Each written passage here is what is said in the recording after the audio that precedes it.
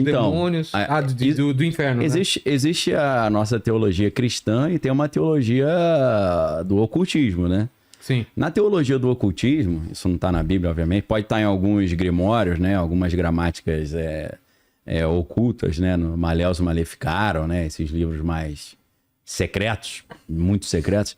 Eles creem que Lúcifer caiu e ele foi preso, mas ele, por ter muita sabedoria, ele arrumou um jeito de escapar da prisão. Uma brecha nas regras que foram colocadas. E aí, então ele desde então está por aqui. Ele está por aqui.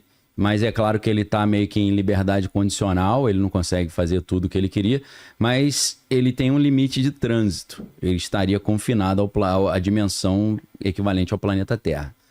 Então, se o cara for para a Lua e encontrar um demônio lá, não é Lúcifer, porque Lúcifer não pode ir para lá. Mas, por exemplo, no caso do príncipe da Pérsia, ele também tem um poder, porque se ele impede um anjo, que na teoria teria tanto ou mais poder do que ele, quer dizer que eles têm poderes aqui que valem na Terra e que confrontam o poder da luz. Uma briga, como se fosse uma briga de exércitos mesmo. O que também é um entendimento errado da maioria dos cristãos, que, eu tô com Deus, tá beleza. Não, você tem que estar com Deus. Pelo amor de Deus. Mas você pode abrir brecha, você pode dar...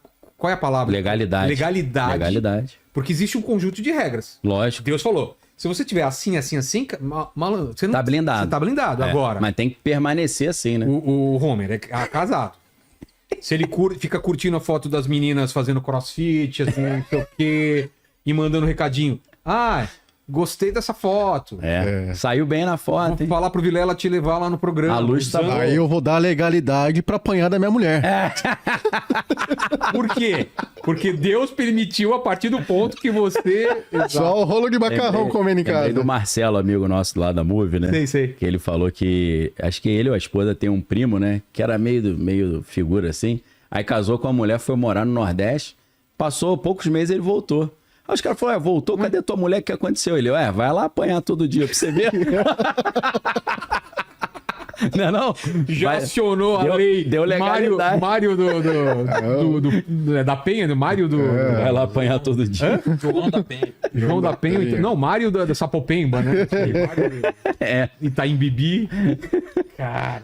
Então, isso é muito interessante, cara, porque a Bíblia fala assim, a terra Deus deu aos homens, mas os céus pertencem a Deus. Até no Evangelho... Na época, no trecho que ele vai pro deserto, Jesus, o Lúcifer oferece o poder, os reinos, ou seja, ele não oferece mentindo, ele realmente controla essas paradas e falou, eu te dou esse poder se você se dobrar a mim. Exato, Jesus chamou ele de o príncipe desse mundo, ou desse século, porque o termo grego é dúbio, né? É mesmo? Porque o termo é eon, né? Inclusive existe... Eon é de eras, né? De eras, né? Períodos e tal. Inclusive tem a ver com a ideia do Crowley, né? Do Eon de Horus, né? A Era de Horus, que é equivalente à nova era, a Era de Aquários. Então, o termo grego é Eon. Ele pode ser século ou mundo. Porque aquilo que é mundano é secular também, né? Nesse sentido. É mundo e século. Sabe quando na igreja fala-se muito assim, né? Essa música é do mundo. Essa música é secular, né? Entendi, mas no contexto dessas provações de Jesus, eu acho que ele estava se referindo mais pode ser as duas coisas. Porque o século, qual seria? Não, seria uma era. Uma era que ele está governando. Que vai... certo. Até que Romanos 16:19 diz, o Deus de paz esmagará Satanás e o teu poder debaixo dos nossos pés. Então existe um período, né, em que ele governa, poderia ser essa referência ao príncipe desta era, ou deste século. Voltando a essas referências da Bíblia para semanas e dias, no caso de Deus criou o mundo em 7 dias. Os dias são eras, os dias são, tanto literais, né? Literais. 24 horas. É difícil saber, cara. É muito aberto. Quais são as linhas de Então, tem a linha do dia era e tem a linha do dia 24 horas, né? Que para Deus, 24 horas pouco então, tempo. Você limita um pouco Deus, né? Porque... Independente se você crê que Deus existe ou não, vamos pensar o conceito de Deus. Um cara capaz de criar do nada algo. Exato. Não apenas isso. Ele é eterno, ele é onipresente, onipotente, onisciente. Ele tem todo o poder. Então, Deus poderia, num estalo de dedo, ou num piscar de olhos, criar o mundo já pronto. Exista tudo isso. É um prompt, né? Deu um comando prompt. Pois é. Enter. Acabou. E ele pode fazer uma terra com a aparência de velha já. Esse que é o grande insight. O pessoal crê na Bíblia, muitos falam assim, o mundo tem 6.000 anos por causa da Bíblia. Aí os cientistas falam, isso é alienação tua, é impossível. Porque a gente tem provas... Mas esse Deus apertou um botão, o mundo apareceu pronto já com aparência de velho. Como Adão foi criado adulto, pô. Exato. Né? E aí você fala, mas o DNA dele, as células teriam a idade de um bebê, seriam células novas. Não, a própria célula poderia ter nascido já com o nível de degradação de uma célula de um homem de 30 anos. Pois é. Então, assim, é muito complicado quando você fala conceitualmente de Deus, você quer ficar botando limites também, né, pô? Tem aquela brincadeira, né? Tipo, se Deus consegue levantar... Como que é? Deus consegue criar uma rocha tão grande que ele não possa mover. Então. Partindo do pressuposto que Deus pode criar uma rocha do tamanho que ele quiser. Se ele não mover, ele não é onipotente. Ele pode criar até uma rocha tão grande que ele não possa mover. Mas se ele não pode mover, ele não é onipotente. Né? Isso. Então, aí... que a premissa tá errada, né? Tá tudo errado, porque aí é uma conversa de lógica, né? E a lógica ajuda muito. Eu fiz um mestrado em lógica na Federal do Rio de Janeiro, mas não concluí. Mas aprendi coisas muito interessantes. Aí fiz mestrado, doutorado em linguística, que mistura um pouco filosofia da linguagem e vai pegar lógica. Então, isso é um problema que um dos maiores filósofos da linguagem vivos ainda, cristãos, né, para nossa sorte, Alvin Plantinga, ele soluciona muito bem, que ele fala, às vezes ele é bem prático, né, ele fala, cara, esse paradoxo aí da rocha irremovível, não faz sentido, porque Deus ele é capaz de criar tudo possível, não tudo que é impossível. Já tá errado a premissa. Deus pode ter... Ele pode criar uma coisa que quebra as próprias regras dele. É lógico, porque essa é a primeira premissa. É igual Deus vai criar um quadrado redondo. Pô, não vai criar um quadrado redondo, entendeu? Deus não vai criar eu sendo eu e não sendo ao mesmo tempo. Você está pervertendo as regras da realidade. É um jogo de palavras só. E além disso, tem uma outra questão, né? A lógica, ela não é equivalente ao mundo. A lógica não é idêntica ao mundo. Esse problema da rocha irremovível é um problema lógico. E nem tudo que é um problema da lógica é um problema do mundo real. Vamos dar um exemplo, né? O paradoxo de Aquiles e a tartaruga. Aquiles era o homem mais veloz da Grécia. E aí você bota uma corrida, apostar uma corrida entre Aquiles e a tartaruga. Aí você olha, cara, Aquiles vai ganhar. Aquiles sempre ganharia, a não ser que, nesse paradoxo, você dê um palmo de vantagem para a tartaruga. Se der um palmo, Aquiles nunca vence. Por quê? Aí vem o filósofo malandro grego, né, que propôs esse paradoxo. Ele pega ali o ponto onde está Aquiles e o ponto onde está a tartaruga. Para Aquiles alcançar a tartaruga, ele teria que sair do ponto A e chegar ao ponto B. E aí ele vai dividindo os pontos. Entre o A e o B tem o C na metade. Entre o A e o C tem o D. Entre o A e o D tem o E. Infinitamente infinito. Você pode dividir. Então, para Aquiles alcançar a tartaruga, nessa leitura, ele teria que cruzar o infinito. E aí os filósofos, esse grupo de filósofos, chegam à conclusão, portanto, que o movimento é impossível. Aí o cara fala, mas eu vejo o movimento, ele deve ser uma ilusão. Que papo de maluco, velho.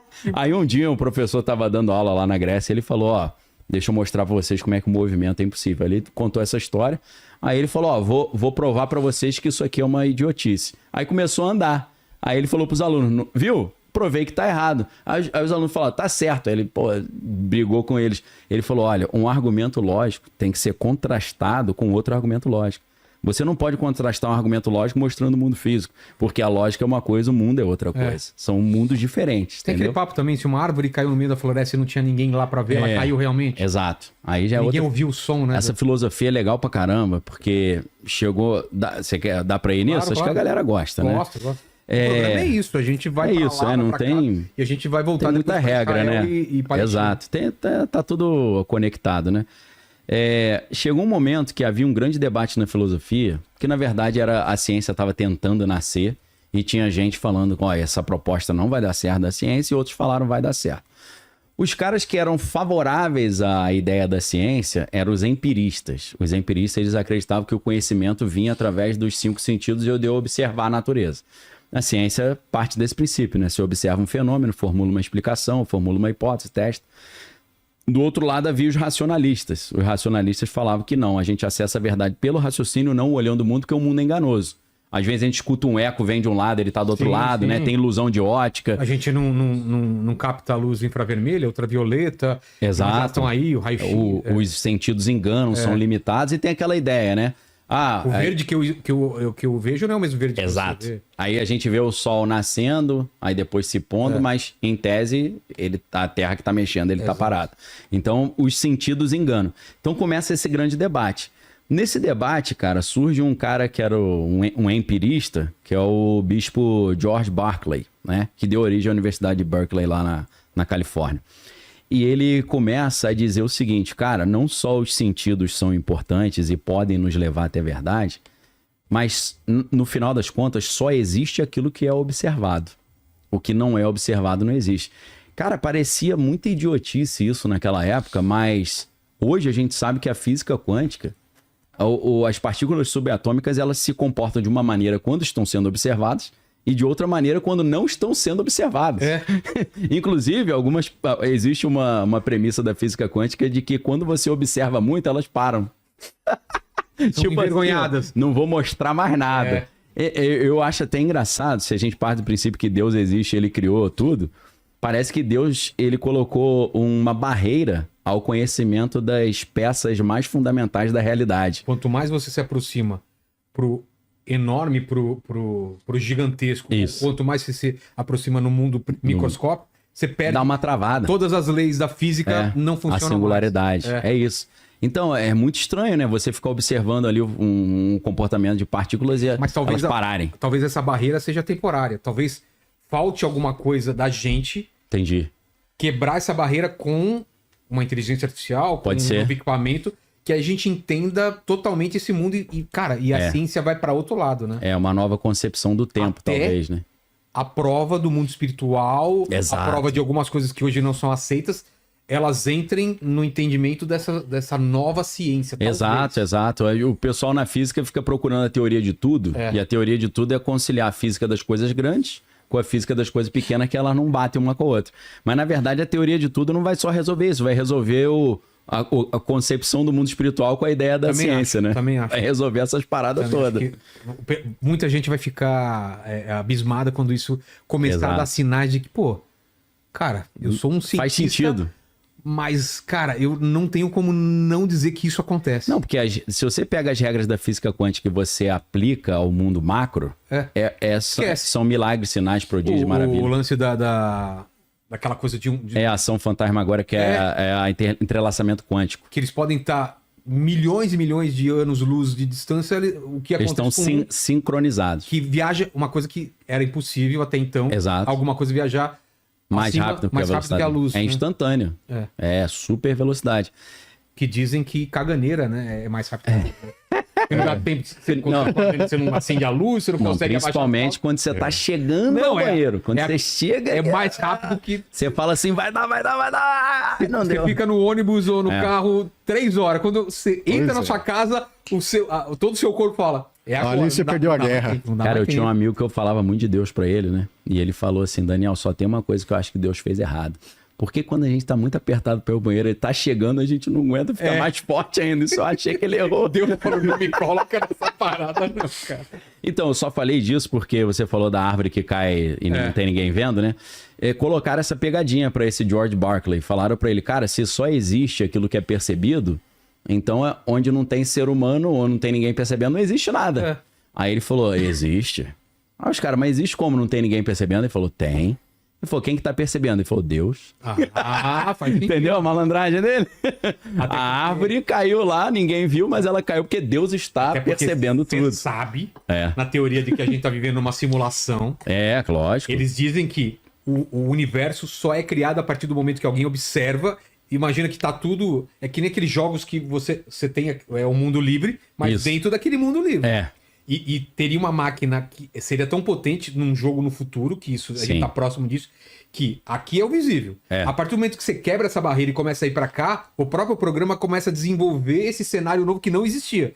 Para esse jogador... É como se você fosse andando numa ponte e a ponte foi sendo criada conforme você vai andando. Só que ela cria um pouco antes, você não vê ela sendo criada, mas ela não existia há um tempo atrás. Isso. E tudo isso envolve a concepção do tempo e do espaço. Quem quer ver isso num filme, assista O 13º Andar. Cara, você sabe que eu não lembro desse filme, cara? É um universo... Foi esse que surgiu na época do Matrix? Veio um pouco antes do Matrix, só que não fez Christian Bale? Christian Bale? Não é ninguém conhecido, não. É só um elencozinho mais... Mas é o lance de um mundo virtual dentro do mundo virtual. Entendi. É muito bom. Cara, vamos voltar vambora. para o conflito. Então, assim, a pergunta é, será que esse acordo que o Trump assinou dia 13 de outubro de 2025 já é o acordo final, que a Bíblia fala que será a falsa paz e tal? Primeiro a gente tem que analisar esse acordo, né? O que está nesse documento.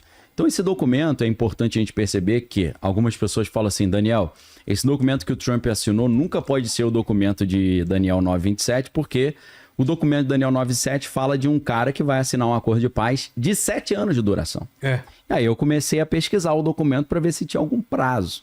O documento tem uma série de prazos, mas por enquanto não tem nenhum prazo de 7 anos. Mas é possível que tenha... Prazos para quê? Prazo para...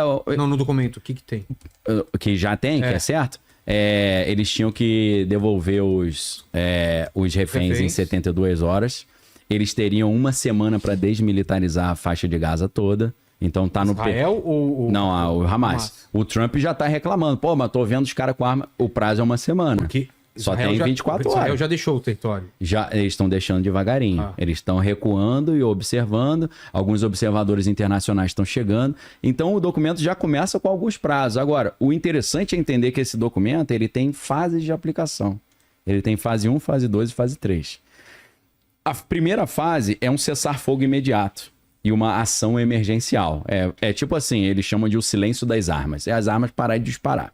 Então, Israel e Hamas, né, eles devem suspender as operações militares nessa primeira fase desse acordo. E eles querem criar ali, o objetivo é estabelecer o mínimo de estabilidade para poder entrar ajuda humanitária para evacuar os feridos, coisa que eles nem estavam conseguindo fazer.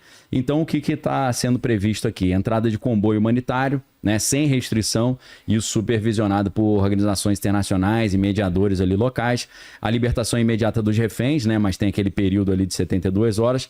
O exército israelense inicia uma retirada gradual das áreas civis, né, mantendo observadores internacionais nos pontos estratégicos, e tem também o monitoramento desse cessar-fogo feito por uma força conjunta ali, sob coordenação de 3 nações, né, para não ficar assim, Israel que vai monitorar ou Hamas? Não, tem que ser alguém isento. E aí são forças turcas, forças do Catar e forças egípcias que estão fazendo esse acordo e monitorando. Então essa etapa tem prazo. Como eu falei para você, 72 horas para a liberação dos reféns. Hoje a gente está com 24 horas ainda, tá recente. E 7 dias para a estabilização completa do cessar-fogo. Então já tem gente falando, Daniel, o Hamas já está descumprindo o acordo. Não, são 7 dias para o cessar-fogo total. Vamos aguardar então. Então assim... E tem uma declaração... Solta o vídeo aí pro pessoal, você vai soltar com áudio, né? A gente não escuta aqui, mas o pessoal de casa vai escutar. Já tem o Trump falando sobre isso aí. Se der zebra... Vamos lá. Toca do começo aí, por favor. We have told them we want to disarm, and they will disarm. And if they don't disarm, we will disarm them. And it'll happen quickly and perhaps violently. But they will disarm. Do you understand me? Yes. You say because quickly. everyone says, oh, well, they won't disarm. They will disarm. And I spoke to Hamas.